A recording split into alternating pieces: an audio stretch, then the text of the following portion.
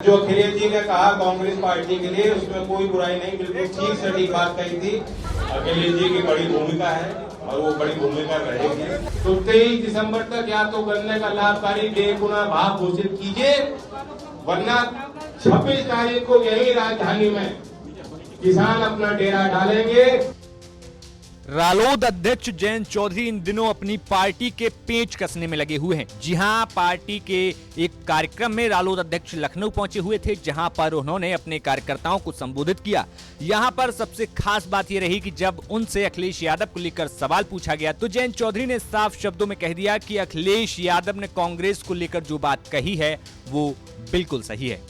अखिलेश जी की बड़ी भूमिका है और वो बड़ी भूमिका रहेगी और लोकदल में और सभा में कोई तालमेल में कोई कसर कोई कमी नहीं है। दूसरी बात, जो अखिलेश जी ने कहा कांग्रेस पार्टी के लिए, उसमें कोई बुराई नहीं, बिल्कुल ठीक सटीक बात कही थी कि जो पार्टी जहां मजबूत है उसको भी बड़ा दिल दिखाना चाहिए और दूसरे घटक दलों को साथ लेके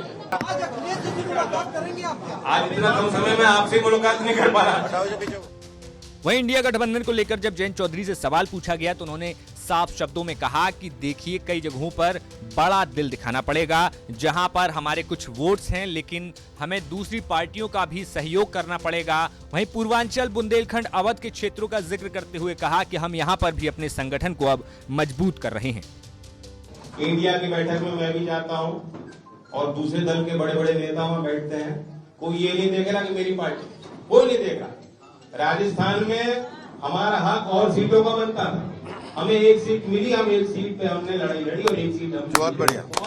तो मैं जानता हूं कि यहाँ भी कार्यकर्ताओं की मांग हो सकती है, लेकिन हम सबको हम भी ध्यान रखेंगे हमारी पार्टी यहाँ मजबूत हो, पश्चिम में मजबूत हो, पूर्वांचल में हो, अवध में हो, पूरे उत्तर प्रदेश में हो, दूसरे राज्यों में हमारा फैलापन है। लेकिन इसके लिए एक दूसरे का आपको सहयोग करना पड़ेगा, छोटी मोटी बातों से ऊपर उठना पड़ेगा।